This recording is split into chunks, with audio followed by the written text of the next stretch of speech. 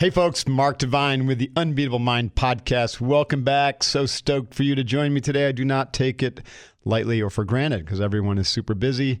Wherever you are, thanks for tuning in. Couple quick reminders. One is we are now available on the Google Play Store. So if you use an Android and you've been wondering when we'll be available on an Android, it is now there. And if you have not given us a review, go to iTunes and do that. That's very helpful for other people to find the podcast. If you'd like to get on our email list, go to unbeatlemind.com/podcast. I am super stoked to meet Jim Rome, who is a sports broadcasting extraordinaire guru, been around forever and a day, doing sportscasting. I'm in Jim's studio in Irvine. It's a beautiful setup. I think I'm going to move here and actually do my work from here, Jim. You don't mind, right? You can, man. It's all you, Mark. You're on from 9 to 12. I'll be on from 12 to 2. You got it. No problem. I'll give you a few bucks for your rent. So Jim got to start in San Diego, which is my neck of the woods, on Extra Sports 690. And that's when he launched the Jim Rome Show, and it's still called the Jim Rome Show. It is. It is still that. So I got my start in San Diego. First of all, Mark, it is great to have you here. It's an honor to have you in this house. You can stay here as long as you want. If you want to broadcast after my program, I've got no issue for that. If you want to do my show for me, I've got no issue with that. But it is great to have you here. Thanks very much. You know, and I'm going to say this right off the bat. The reason I know about you is because Steve, who runs my Unbeatable Mind program, was kind of like rooting through the database one day, and he sees this name, Jim Rome, and he was like, Jim, I think I know that name, right? And so you've been part of the Unbeatable Mind training. You've been sniffing around what we do at SEAL Fit and Unbeatable Mind for a little while. I absolutely have. In fact, the way I found you and I found Unbeatable Mind, I've always had kind of this fascination in peak performance and high achievers and what makes guys do what they do. And I've thought about this for a long time, and I interview athletes, and what's the answer to the question? Are people hardwired for this kind of success? Are they products of their environment? I don't really know the answer, but I've always kind of craved that knowledge. So the fact of the matter is, I was looking for that type of thing, did my typical Google search for mental toughness, and you popped right up. And I found Unbeatable Mind. And I've got to say, Mark, the book itself, it really resonated with me. The message spoke to me, and I could go on and on about the things I like about that book, but that is, in fact, how I found you. You hooked me with that, and I think the book is an incredible read. Yeah, thanks for saying that. And we're going to talk a little bit about your Unbeatable Mind and how you developed it, and kind of the man behind the curtain, right? So why don't we start out with some early influences? Like where did you grow up? Did you grow up in San Diego? You're a Southern California boy? I actually grew up in Los Angeles. LA? I was a Los Angeles native, and I grew up in the San Fernando Valley and had a pretty basic upbringing. I'd call it upper middle class. Grew up in the suburbs of LA, and the world, you and I are pretty close in age, so the world was very different then. There was no internet, there was no social media, but I grew up as a kid in Los Angeles, and I was just obsessed with sports. Right. Lived and died with my teams, lived and died with my favorite athletes, and just did. Were you an athlete yourself, or you loved? Nothing noteworthy. I'm a kid who played high school tennis and played all the neighborhood sports, but not a Division I scholarship athlete, but a guy that just did the normal things, intramurals in college. But when I realized at some point that I was not going to be a standout athlete, or I was not going to be a professional athlete, I still had this passion, and I wanted to find a way into the business, and I had to figure out how to do that. And it seemed to me the best way was to get into the media or sports broadcasting. So I knew early on what I wanted to do, was able to negotiate the price with myself that I was willing to pay to achieve that, and that was the edge that I had.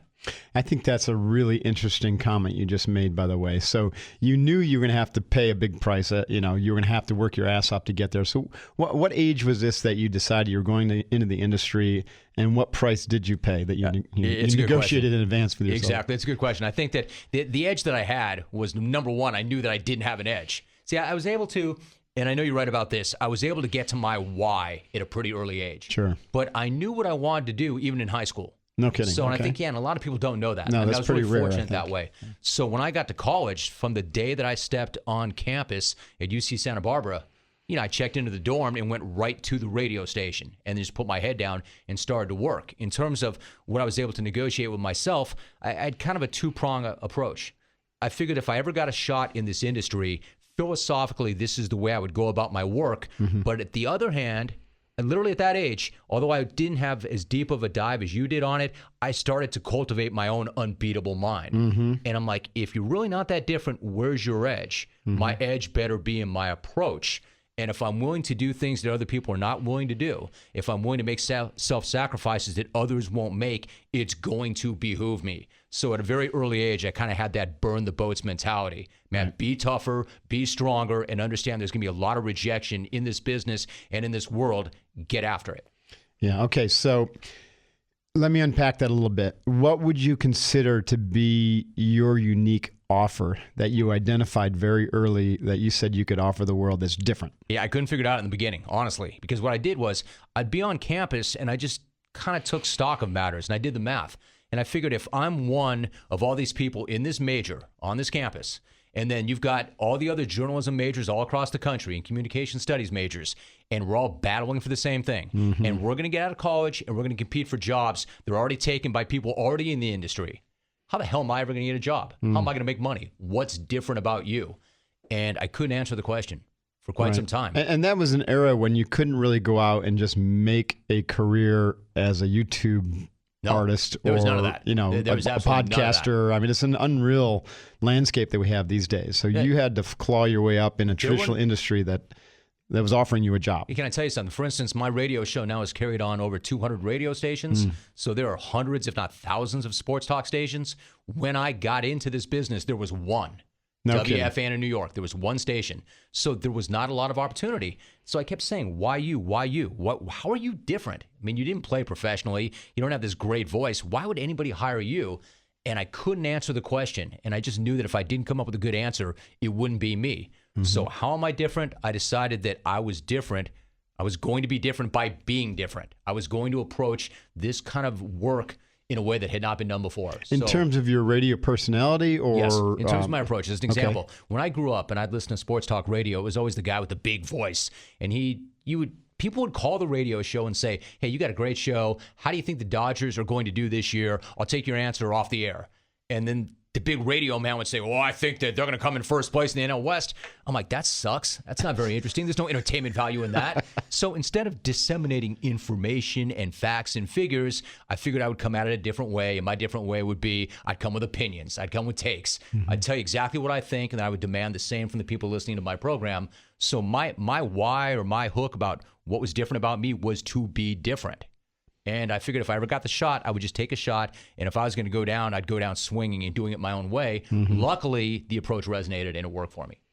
And how many times have you had to go down swinging and claw yourself back up again? And give us a sense for some of the major setbacks you had and how you dealt with those. Yeah, I'd say that there are two things. I had two really low points. And one is very famous that everybody knows about, and another one is not so famous that really nobody knows about.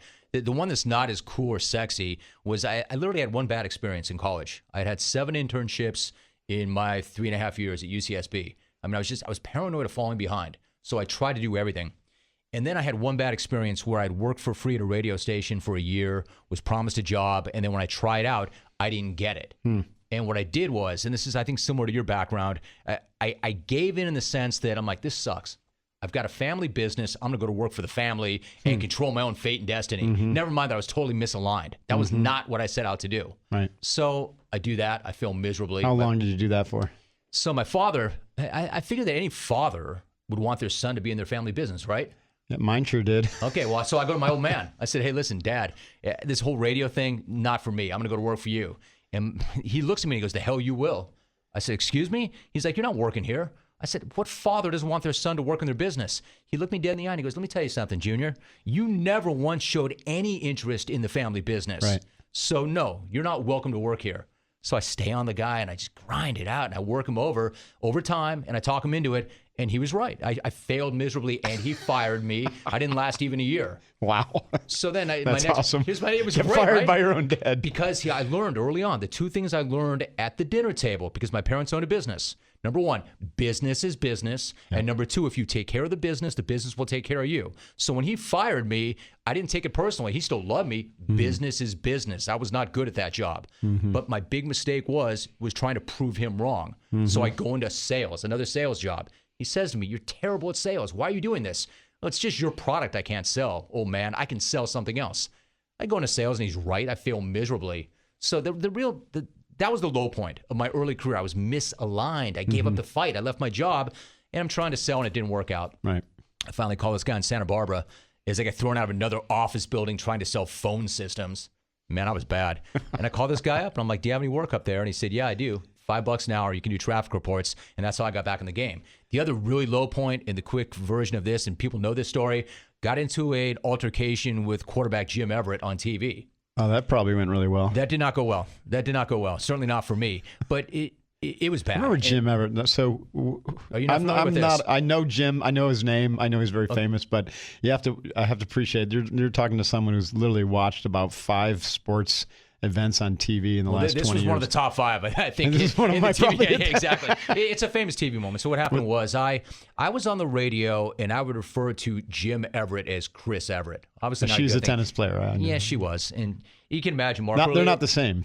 No, it was not. It was not a flattering or complimentary thing. It was out of line. But back in the day, we do really. But it was a dumb mistake, things. wasn't it? So what? I mean, why would he get upset? I did it. Okay. Oh, you did it on purpose. I did it on purpose. But my point was, he ends up on a TV show, and I made it very clear to him and his people, I would never not say to somebody's face what I said about them on the radio. So when you come in the studio and we do this, I'm not going to make this the whole point of the whole interview, but I'm going to look you in the eye and I'm going to say to you what I've said about you behind your back. And they're like, we know, we get it, we want to do this. And I said it, and I said it a few more times, and he finally said, if you say it one more time, we're going to commercial break. And me being young and dumb and not reading the situation very well, when he said, I bet you don't say it again, I did. He flips the table over, we go to a commercial break, and it's a bad night at work for me. It was not a good thing. It was not a good thing. And did you actually go to fisticuffs with this guy? No, people think that. He knocked over the table, and we're talking about, look at me, I'm 5'9", pretty average size. This dude's 6'5", and he's a professional athlete. No, he spilled some coffee on me.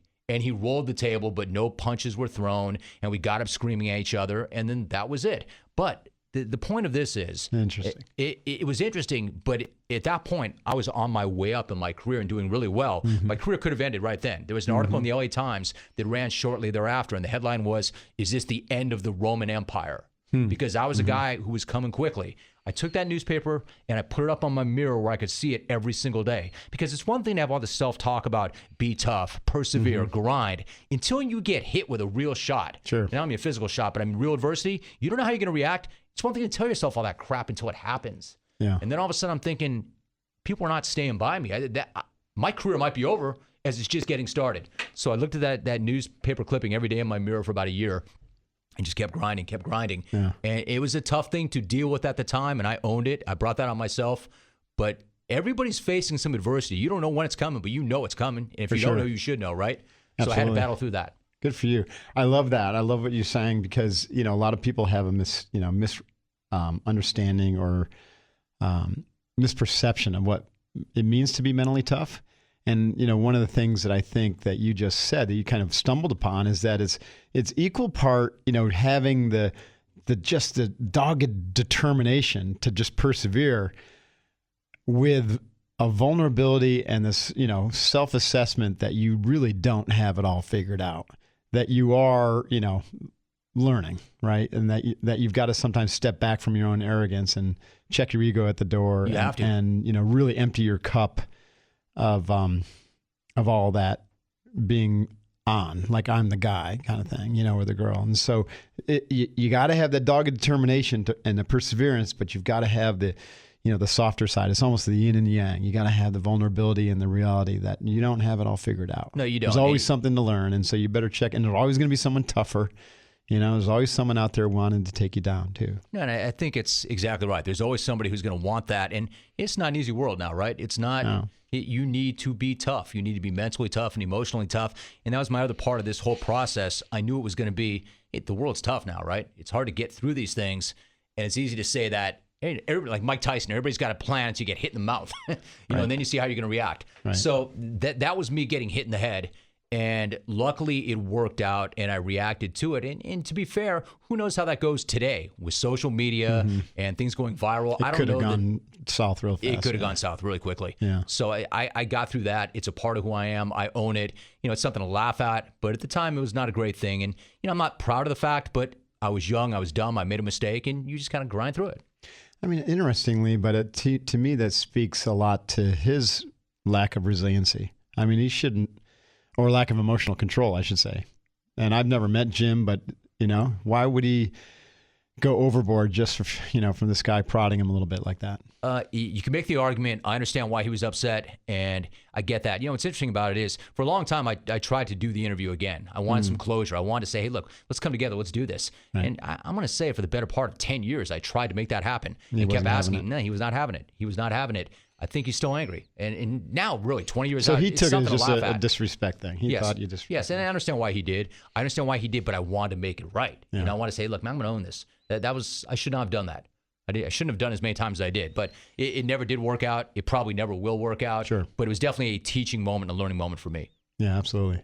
So what other lessons or challenges that were, that you overcame that, really helped you kind of craft your character? Yeah, I think the big thing I learned early on, see, what I figured out was in this process of trying to develop this mindset to help me make it through, when I started in the media, I started in Santa Barbara, which is a small market. And, when you get out of college, I don't know what your thought process was, but I think we all think we're going right to the top. We're going to be on network TV. We're going to go live in New York. We're going to kill it. And then when you get out, you find out that's not the way the real world works. So I was looking around and I was seeing, this goes back to that kind of burning the boats mentality. As I got out and I was in this small market trying to work my way out, I could see that things were happening for other people around me in different businesses. So people would get into business or they go to grad school and their careers are taking off, and I'm kind of stuck in this place. Mm-hmm. And then what do? Do you give up on the dream? Do you give up on the fight? And then I saw people that I know for a fact in my own industry that I thought were as talented as me or more, smarter than me, literally had more to offer than me, and I see them start to give in. Like the dream's not going to happen. My friends are making more money. I'm going to go into business. I'm going to get a job at a bank. And it was at that point that I decided this thing really is a war of attrition. And it's not for me to decide when it's going to happen or how many doors I have to knock on, but this is the price that I negotiated with myself at this time. You stay in the fight as long as you possibly can, and you never give in. And if this is what you want, this is the price you have to pay. And that was something that I learned early on. Man, find that passion, lock in on it, and if you really are, and it's not just lip service, and not bullshit that you're feeding yourself. You give it everything you have every single day, and you stay in that fight. And I think I can outlast some people. It became a war of attrition. And I think that was a really valuable lesson I learned early on. Focus on the goal. Worry about yourself. Do not worry about things that other people have that you don't have. Just lock in and never give in. And how do you tell how much you have to give? That's one of the things, like with Kokorokan. The reason we designed the 50-hour nonstop training is people could not answer, how much do I have to give? You have a sense that you've got a lot, but you don't know. And so we try to prove it. See, I think that's one of the things I really picked up that fascinated me about the unbeatable mind, that 20x notion, that we're capable of 20 times more than we think we are, right, or that we're currently doing. And to be honest with you, Mark, I've read the book and I'm actually rereading the book. I'm not really clear how to get to my 20x. And I think I know theoretically how I'm supposed to get there, but I don't know the answer to that. But that's something else I figured. I'm competing with me. I'm going to worry about things I can control. And if we were all in this to be as good as we could possibly be, self-mastery, self-actualization, isn't that all you can ask of anybody? And do any of us ever get there? And my thought process was, and I'm still fighting this even as a guy who's 52 now, how do I get more out of me? How do I get to my max potential? So to answer your question, I don't know how to get more out or how much more there is, but I know that that's the goal. And I did figure out early on that if I was able to delay self-gratification, if I was able to do things that others weren't able to do, I might have an edge. Do you do some form of integrated training like we talk about in Unbeatable Mind? Not like I should. Yeah. I'm a guy that, what's your training look like? I'm a cardio guy. I'm a guy, okay. I was, like treadmill to elliptical. My new thing right now is the Peloton. Do a lot of... Never heard of that. It's a bike in the house where they have classes in New York City. It's a pretty good racket. They charge you per month. But it's basically cardio, some weights, but not a really focused, concentrated program. Okay, I need to get you down to SEAL Fit. We need to spend a day together. Or more. Yeah. It's going to take a lot more than one day, my friend, I think. Well, that's the kickstart, right? You got to start somewhere. Yeah. Okay, so you're doing something. You're doing some cardio work. Yeah. What about meditation? You have meditation It's interesting. practice? I do not. And I know you're big on that. I know you're big on yoga. Hey, that stuff, by the way, it's harder than it looks, isn't it? It's very difficult to sit very still and empty your mind. I think it's harder than working out. The working in is because, we're outward focused people. Even our job and everything we do is outward focused. So moving a barbell, doing kettlebell swings, working the body is fairly, pedestrian compared to sitting down and working with the mind.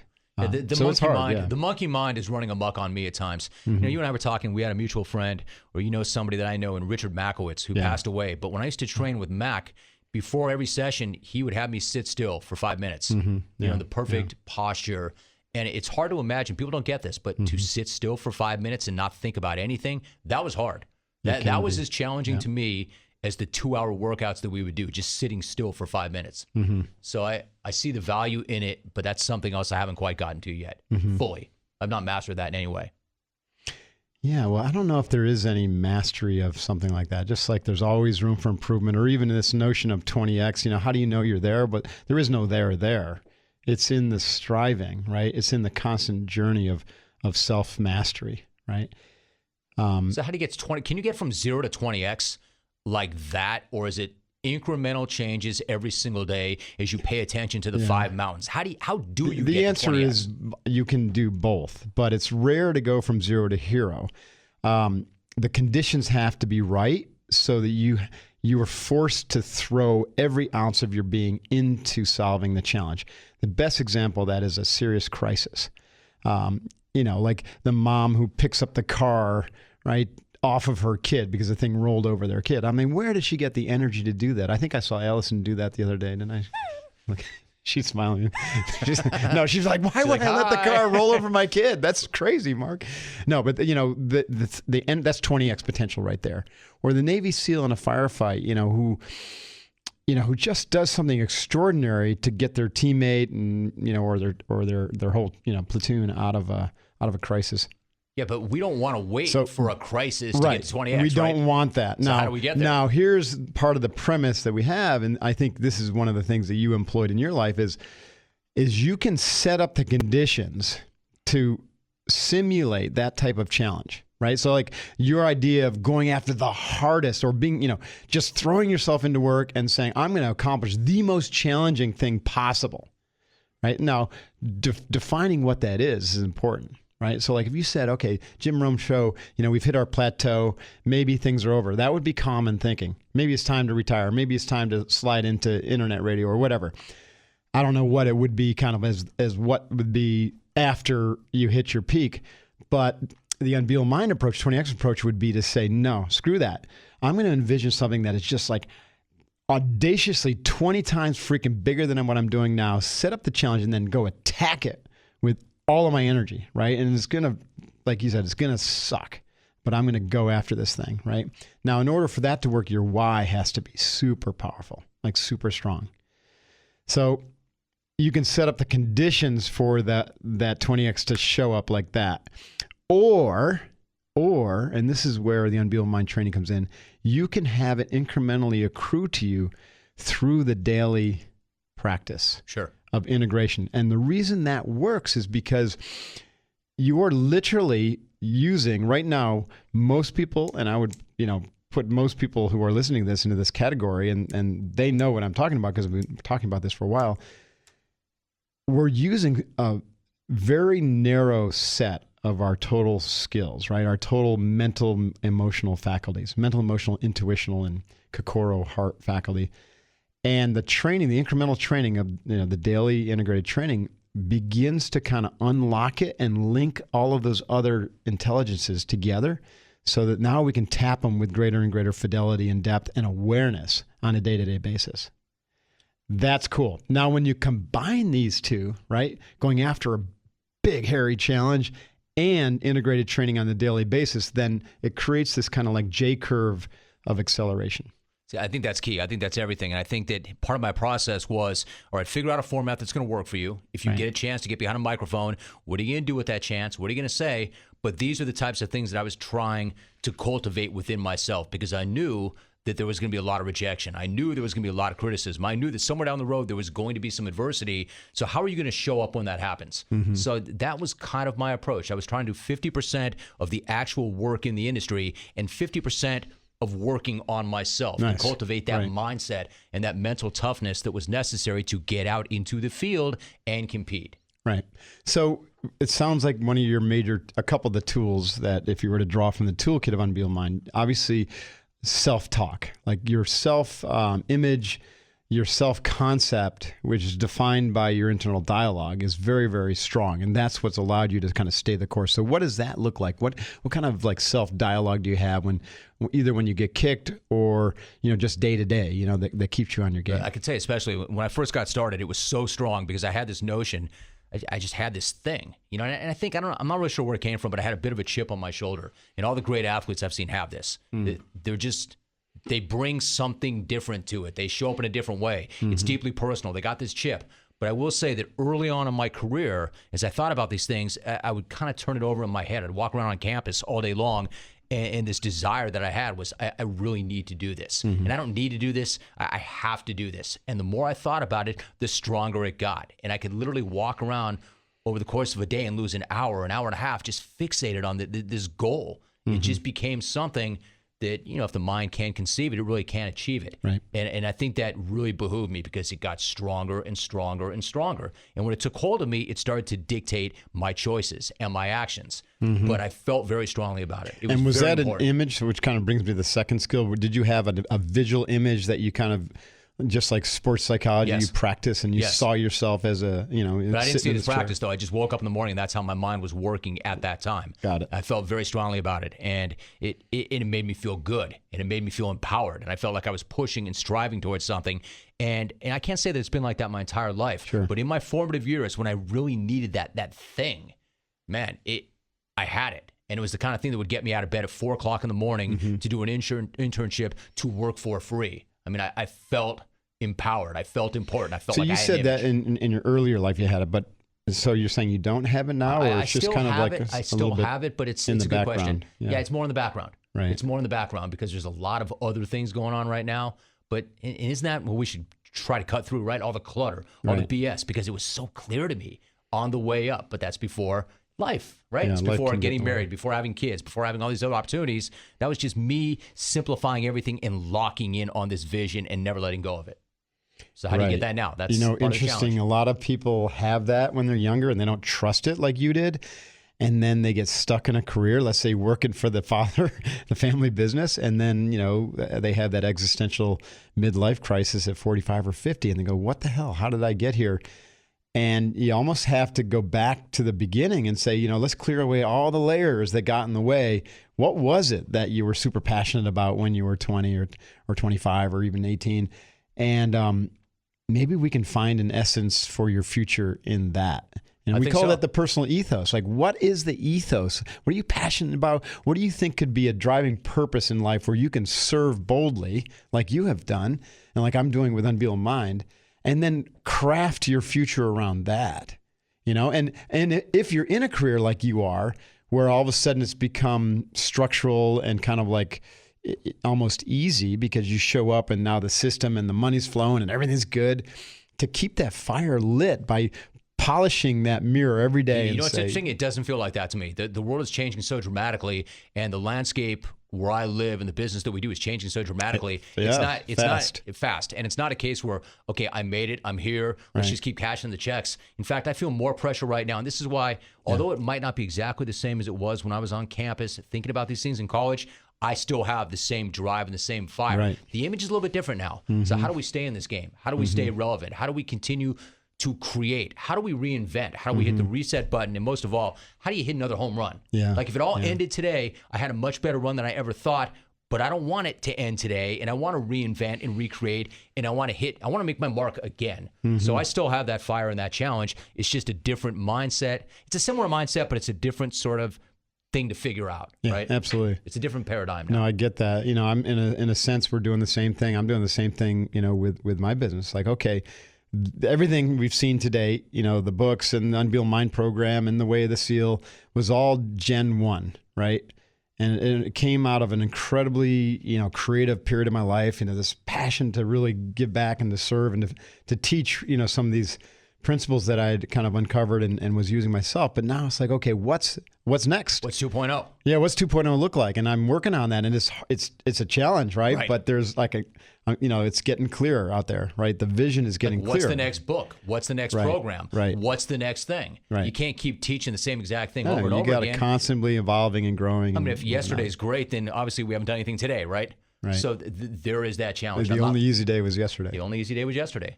And I'm not looking for an off-ramp right now. I mean, they can – I don't have this ego like I need to be the guy on radio or TV, but I am a slave to this process, and I want to do well. So you can rip the microphone out of my hands then. I mean, I'll do this until they tell me, hey, well, man, we really don't give a damn what you have to say about anything anymore.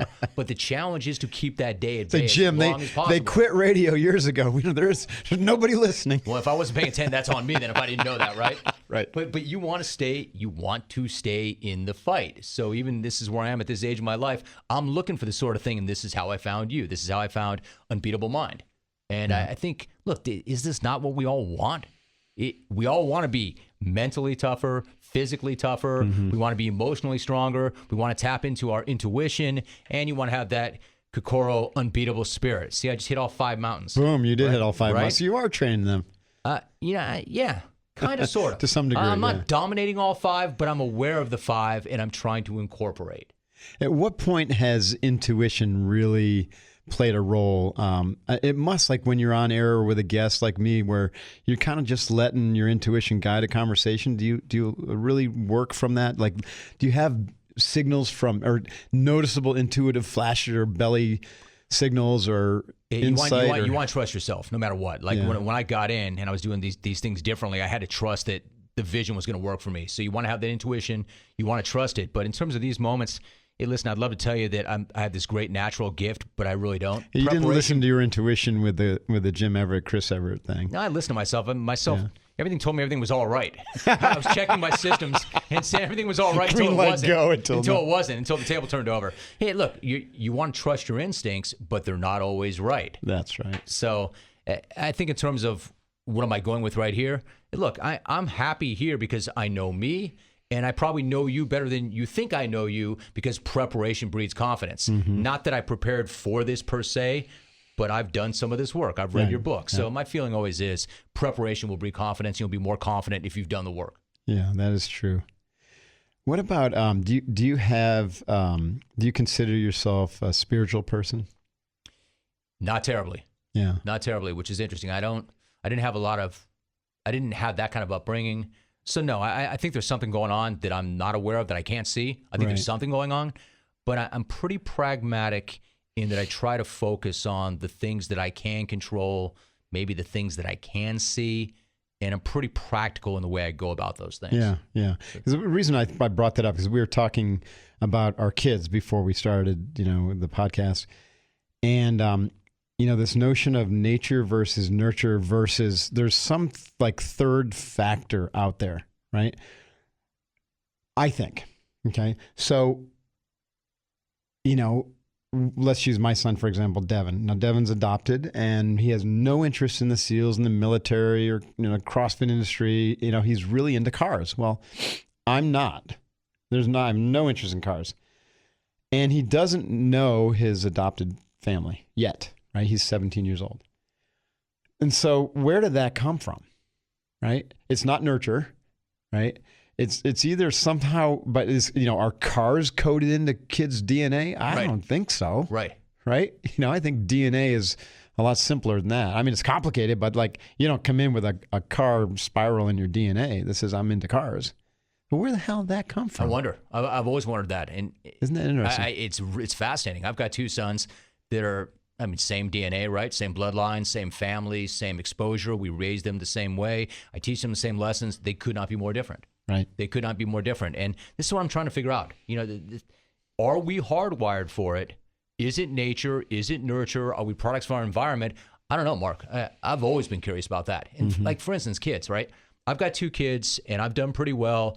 And am I getting them ready for the world? Man, the world is not the world that you and I entered into. It's tougher. It's so different. Yeah. So if I've got these 2 kids who have a suburban lifestyle, upper middle class, and they're used to kind of a soft way of life, how am I going to get them ready? The guys that I see that have the most success oftentimes have the toughest upbringing. They had to grind and brawl their way out. My kids aren't grinding and brawling. I've got a 16-year-old who actually works pretty hard because his high school regimen is extremely demanding. But you want them to have a good life, but you don't want to baby them and not get them ready for the world. So that to me is a challenge. There's a little bit of good bad copying going on in my family right now.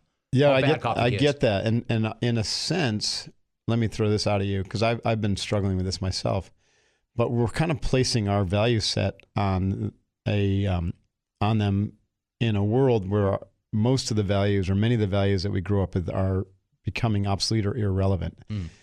And so, for instance, we can really struggle and obsess about whether, it was a good idea to give my son an iPhone or not, right? Because the kid can't unplug it from his hand or, his brain. And yet there will be a time in the future, not too distant future, where the iPhone will be obsolete, and that'll be embedded in, as a chip in someone's head. And that'll happen in our lifetime, your and my lifetime. And so it's highly plausible that our kids, because they grew up with this iPhone, are going to be able to navigate that, and they're going to be able to navigate the complexity that literally would just shut you and I down, because our brains grew up, on the savannah, basically. Right. Without the internet, pre-internet, it's hard for the millennials to really appreciate. They think that we're cavemen. Our brains work differently, right? Like radically differently. For sure.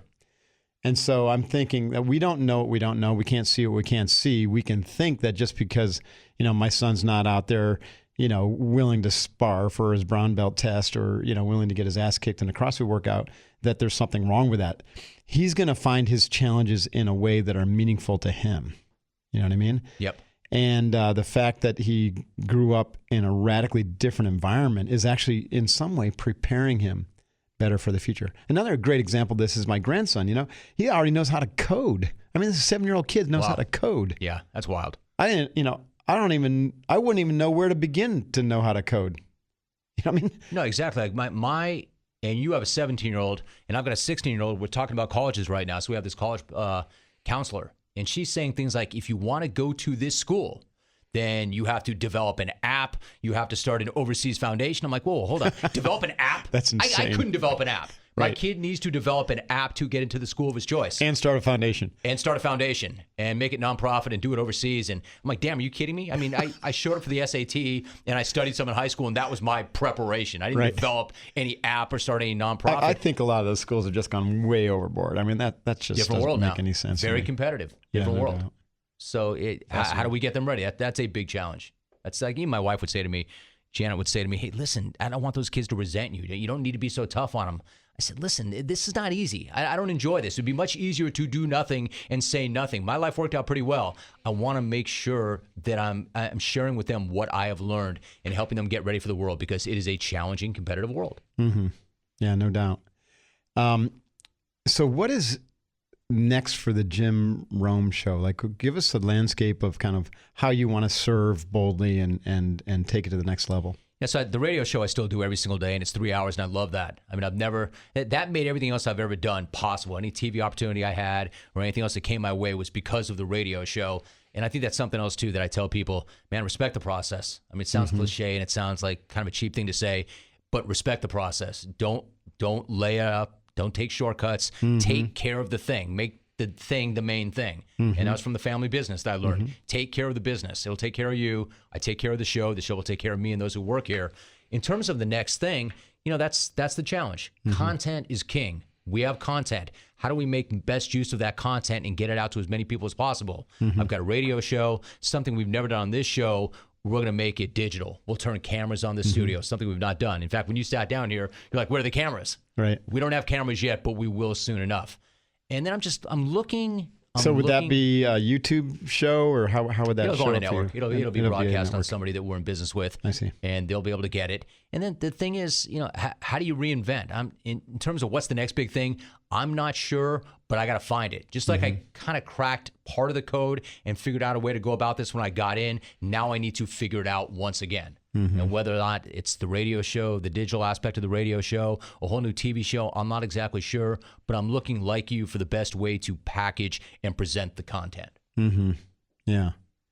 Well, it's changing so fast that it might find you. You know what I mean? That's what I've realized. It's like all this stuff just kind of like, people are knocking on my door saying, hey, this is the latest in whatever. I'm like, really? Oh, cool. Let's take a look at this, Jeff. Well, trust me, it's a good thing they're knocking on your door, because if they're not, you got a problem. I know, exactly. I'm really grateful for that. Some of the best stuff is finding us, which is really cool. That's good. That's good. It's not always like that. No, it's not. No, and I think there's just some enormous opportunity out there. Anyone who's lamenting the state of the economy or the world is not seeing what I see, right? Mm-hmm. It's just enormous, the potential and the opportunity with the technology and the acceleration and innovation. And we're literally at this point in our history as humans where every single one on the planet can be an entrepreneur. Probably within 10 years, that technology will be there where if you got access to an iPhone, which will be given to you, and you got access to Wi-Fi, which will be given to you for free, you're going to be able to be in business for yourself. And so everything is being kind of redistributed back to the individual, from the global megalith corporations. I mean, those will still exist, but I'm saying instead of having factories with 100,000 people think robotics and everything. Yeah, there'll be a little bit of that, but I think manufacturing is going to be distributed, and look, transportation is already being distributed with Uber and Lyft and autonomous vehicles. It's a fascinating time for our kids to grow up and think about how that's going to affect, media and sports. I mean, it is a mind bender, but there's such enormous opportunity. It's changed dramatically. I mean, when I first got in, there were very few people like me and very few opportunities, and it was bricks and mortar. It was very, very standard. Yeah, very expensive to get into the business, I imagine. Not anymore, though. Not anymore. That's what I meant. Now everybody's got a brand. Everybody's got a platform. And now you're competing with the multitudes of those that want to be seen and they want to be heard. And how are you going to break through? Yeah. How are you going to reinvent yourself? So, look, it'd be easy to sit back and say, man, it's a jacked up world. It's a jacked up world with a lot of jacked up things. Mm-hmm. And if you fall into that and you're negative and you're fearful, and believe me, there's a lot of scary, ugly stuff out there, but there's still a world with tremendous opportunity. Mm-hmm. And as long as you get your mind right and your body right and you can take advantage of the opportunities, it could be an amazing world, right? There's still a lot of great things going on out there, but you got to have the right mindset for it, I think. For sure. Let's talk about some of the athletes that you interview. What do you think is trending in terms of athletics? Do we see, honorable and mentally strong athletes these days, or are there a lot of has that changed? I think that it's like any other walk of life and any other business. You've got some really, really good guys, really admirable guys, and you've got some guys who are not good guys. But then that's no different than any other business. I could say the same thing about my business. True. The people I admire and I like the way they go about their work, and there's some greaseballs and some dirtballs and douchebags. In terms of the athletes, I don't think that it's changed so much. I think the world has changed. The way we cover them has changed. Mm-hmm. But I think to a certain extent they are what they are. And if I look at an athlete, if you were to say to me, give me an athlete with an unbeatable mind. It's a lot of really tough guys. But the guy right now that I think has got an unbeatable mind, who's got that mindset that you'd admire most, is Tom Brady. Because Tom Brady's 39 years old. Yeah. He's been in it 18 years. To watch him perform in the Super Bowl was just extraordinary, because I was thinking the same thing. I was like, watch this guy. Like, look at him. And I was just in my own head going, man, he is like employing every single principle. 18 years in. To a T. Yeah, exactly. And he's been doing There's no way a guy that long. age should play that position in that sport at that level the way he is. And if the question is, well, why? I would argue that this guy created an unbeatable mind. He literally, every waking moment of this guy's life, and this is not for all of us, but every waking moment is, am I doing what I need to be doing to make myself the best possible athlete that I am? Right. Training time is all the time for someone like him. And this is what people say, well, I don't watch TV because that's valuable time for me to be training or to be with my family or to be, nurturing either my brain or my emotion or one of those 5 mountains, right? Super valuable time. Someone once, I just read this, like, for top athletes, ask them, like, how percentage-wise, 0 to 100%, how important do you think mental training is? And they would say, oh, probably like 90%. And they say, how much of your time do you spend on it? And it's like less than 5%. That doesn't add up. I know, right? It doesn't. But someone like Brady, right? So you've got your team time, right? So you got your skill development and your training time on the field with your team, but all the rest of the time that he's spending at home or alone, he's still training in some way, right? He's visualizing his game. He's he's mapping something out. He's even if it's just a matter of taking some downtime, right, with his kids and just clearing his mind of his game. That's what I'm talking about. This guy's all in. He's totally committed. I've never seen an athlete that's as committed as this guy. I mean, if we're talking about a cheat day being avocado ice cream, if I eat an avocado, I think I'm like a vegetarian. Like, Dad, look at me, man. I had an avocado. Yeah, I'm telling you, this guy, the way he approaches rest and recovery, the fact that he doesn't drink, the fact that he has no caffeine, the fact that he has no sugar, the fact that an avocado ice cream cone is his cheat day, that he's in bed by 9 o'clock every night. I mean, literally everything that he does, every choice he makes goes into, is it going to make me a better player and leader? How many of us are that committed? I want to be, but I'm not. And I really think that he is the perfect example of a guy with an unbeatable mind because of the way he approaches it from the ground up. Yeah. Yeah. And I think that we can employ, the 80-20 rule. So maybe you're not going to be 100% like him. 70-30 maybe. No, but you're right. But it's not as hard, right? With some just small tweaks to your life and how you use your time and where you put your focus, right? You can get a large percentage of the way there. Like I said, you're not maybe not go that level because he's an extreme example of discipline. That's for sure. Navy SEALs are extreme examples of discipline, and they're propped up by a system that pretty much, supports that. But I think everybody, and that's been a large part of the reason for my mission, is that everybody can really step up into that territory with just a few small tweaks to how they manage their mind and how they manage their life. I mean, even to just think about it, I think puts you ahead of most people who just don't think about it, right? You wake up in the morning and you've got no plan, you're just kind of drifting about and just going about your things without being tactical or pragmatic or honest with yourself. Yeah. Besides Tom, like who else have you had in your show in the last year or so who you were really impressed with, who you think was, worth hearing about? There are lots of guys. Let me tell you about a guy. This is not in the last year, but I would tell you about an athlete that I think that you might connect with. I'm sure you connect with, that at the time struck me as very unique and very different and had an unbeatable mind in a different way, was the late Pat Tillman. Oh, Pat, yeah. So I wish I'd had a chance to meet him. Did you know Pat? I did know Pat. Yeah. I don't want to profess to say that I knew him really well, but I will tell you this, one of the highlights of my career, as much as I want to be looking forward and not back, the Tillman family asked me to be the host or the master of ceremonies for his memorial after he passed away. And I consider that one of the greatest. What an honor. Yeah. It was an honor. It was an amazing honor. And the way that came to be was I had interviewed Pat when he was in college and played college football. And I knew right away this was not like anybody else I talked to. He just had a different mindset. He had a different approach. He had a different swagger. He just saw things differently than most people. So I got to know him a little bit in college. And then when he turned pro, and I'll never forget when we found out that he was giving up a multi-million-dollar offer in the NFL. Like we'd all cut off our arm for that. He was giving that all up to enlist. Yeah. And I remember to be a Ranger. Yeah, and not only to enlist, but to be an Army Ranger. Yeah. But that didn't surprise me. That was Pat Tillman. I mean, he was the elite. He was the top of his class in whatever he did. And I wasn't that shocked when that happened. But I will tell you, Mark, maybe it's my own naivete, because combat's combat. And what do any of us really know about that? None of us know anything about that. But he was a larger-than-life figure to so many people. I always assumed that Pat Tillman would come back and that we would sit down. And all those interviews that he said no to, he would sit down and hopefully it was going to be with me, and we'd do the interview. And he could tell me about the mindset and the decision-making and what led him to that. But he didn't make it back. And I remember when I first heard that, I was stunned. It never dawned on me, combat being combat, that Pat Tillman would not make it back. He was larger than life. This guy's coming back for sure. And it was very sad and very, very shocking when I heard that news. Yeah, that was tragic, and it was a tragic screw up, on many levels. And, you're right. For him to walk away from what he had to join the cause, to fight for freedom, to fight for the country and his family. I mean, there were a lot of people listening who did that. Right.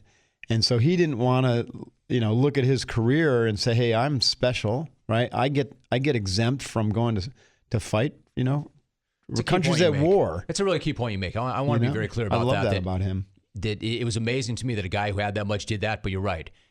He was not the only one. Right. He was not the only one. I want to be very clear how much I appreciate that that everybody who's made those choices and sacrifices have done so we can do what we do, so we live the way we live. Yeah. So I want to make that point that what he did was a ultimate sacrifice, but many others have made it too. But it stood out because he didn't have to do it. No.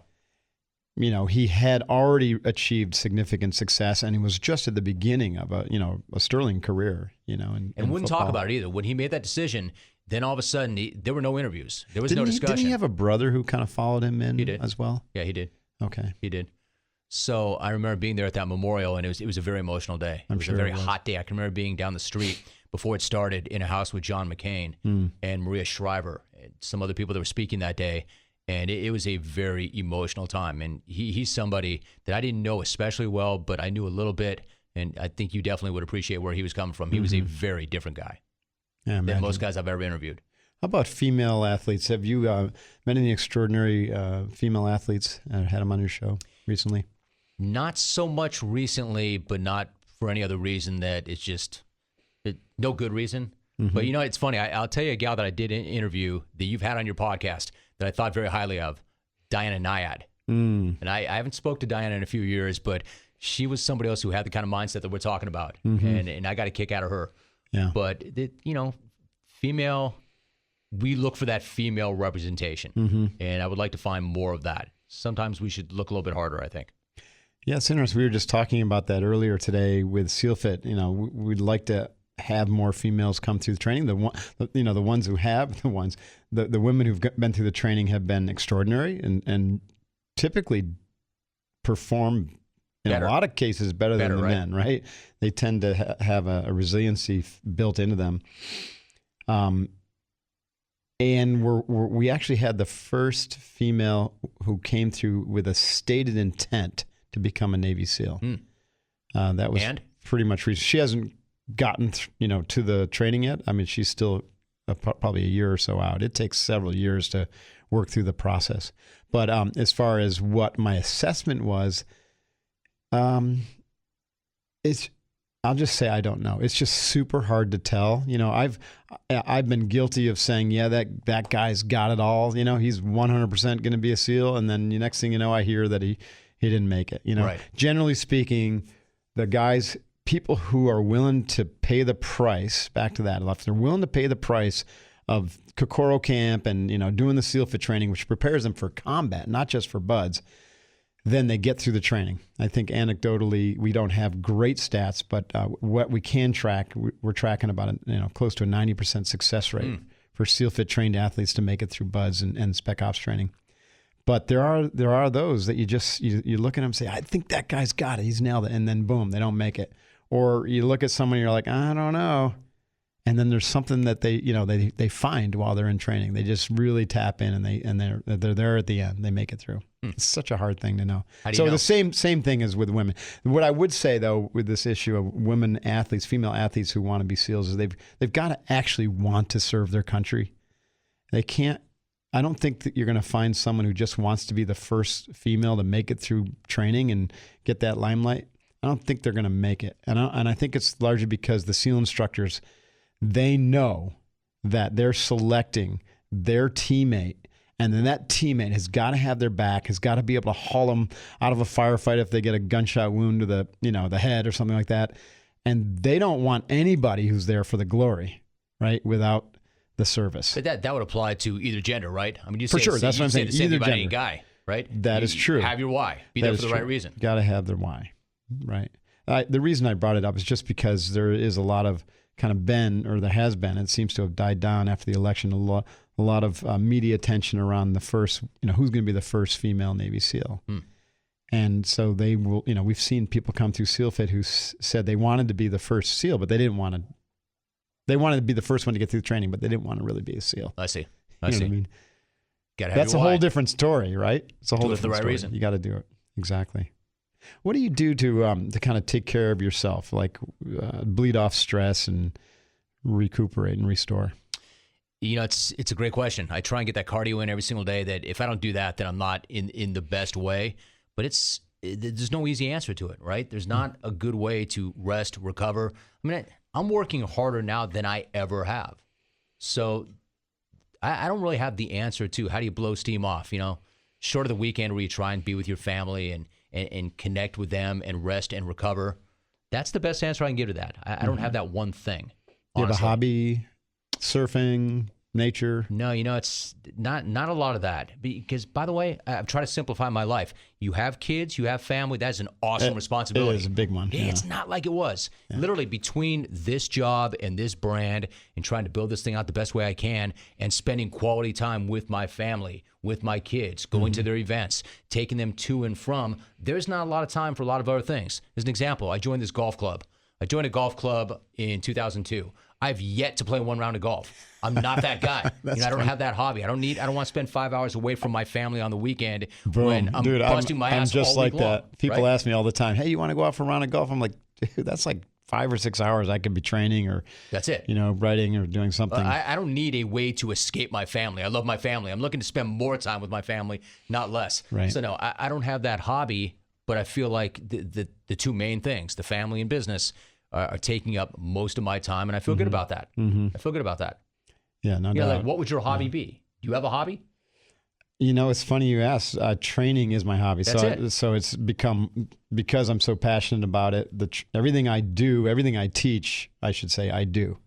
So I usually spend the first 2 to 3 hours of every day training. And so there's the physical training, and there's the yoga, and there's the breathing, and then, there's the meditation. And I also love to do this. So this has kind of become a hobby, even though I bitch about it to Allison. Podcasting has overrun my life, but it's been really, really enjoyable to meet people like you and others who are passionate about it. And but it's not a hobby; it's business now. This is a part of your brand. Business, but it's a part of your business. I mean, when I think of a but hobby, it's been. Let me rephrase it. It's fun, right? It's become fun. So I've turned things that I do for business that again, it's kind of a new model. I don't look at it as work. Right. This isn't work. By the way, this is fun. Isn't that the biggest part of this whole conversation? That's the key. I mean, are you training or are you doing something that you're passionate about? It's not like, all right, let's go into training mode or let's go into work mode. But training doesn't have to be hard. It's back to the conversation about Tom. If you're, on the field training and you're sweating, and that can be hard. But even, we say embrace the suck. That's fun. It's a lot of fun to work hard, right? But then when you're off the field, how you manage your mind, the internal dialogue, the imagery they allow in, the emotional state that you decide to put yourself in, that all needs to be trained until it becomes kind of a steady state. And then you train the next level. And then that locks into a steady state. All of this is evolving you, but it's done while you're in with your family, while you're out even in the community, while you're engaging with your teammates. That's what I mean by training, right? It's a whole different take. So training becomes constant. You're training for life, right? It's that's nonstop. That's what you do. You train every single day, but it's not training like I need to physically go to the gym. It's a new use of the word. It's almost like it's the process. It's the process. When we're talking about working in, curating the inner domain, I use the term training and practice because the training is the heavy moving, right? If I had to I would have to train you how to do the process of learning how to meditate until it became a joy. Because right now it's like you express, it's kind of hard. I can't do it. Well, it's because you haven't been trained on the process and the tools and the techniques, and you haven't experienced the joy that comes at the other side of the hard, right? Once you get there, that you can let go of the training and then you just practice it. Mm-hmm. And then the practice becomes part of you, and then it's a process. And then it's a habit. It's a habit. Yeah, it becomes who you are. And that's those habits. You have good so habits or you have bad habits. All successful people who are at the top of your game, yourself included, have employed some form of that in their lives. But generally, you just kind of learned from other people and your own life experiences to figure it out. Mm-hmm. And what we're talking about here is trying to like codify that and to make it a deliberative process, so that our kids and then their kids can really upgrade their mental operating system a lot faster than you and I did. Well, yeah, and maybe not make some of the same egregious mistakes. Well, and the notion also that you are responsible for your thoughts. Absolutely. It's not just that, hey, that popped into my head and that's not my fault. Root it out, right? You are responsible for your thoughts. Absolutely. So I think the idea is to operate on a much higher level than that, but easier said than done. And it is something you have to work on every single day, right? It's a muscle. It's all muscle. You have to develop that muscle. Right. No doubt. So where can people find you? Obviously, Jim Rome, you're on CBS right now? We're on CBS Sports Radio. Okay, CBS so you can go to Sports jimrome.com, and we have a daily podcast, which we do similar to this, but not my daily podcast is a little bit different. or you go to jimrome.com, or you follow me on Twitter at jimrome. And these are the ways What time are you on TV? Is it the same time every day? No TV right now except for the NFL radio, and CBS. right. I appear on the NFL and CBS during the NFL season. That's their pregame show on CBS. The TV aspect of the show is in development right now, so we're not there. But you can find this show 9 to noon Pacific on CBS Sports Radio. Got it. Nationwide. And in Canada. Awesome. Well, what a really interesting conversation. I hope it was. You're not just saying that, Mark. No, it was fantastic. I want to say I really appreciate you taking the time, to have me up here. I honor the work you're doing, and I'm excited for your future, and I'm excited for your kids. They've got, they've got a great example in their father. I really appreciate you saying that.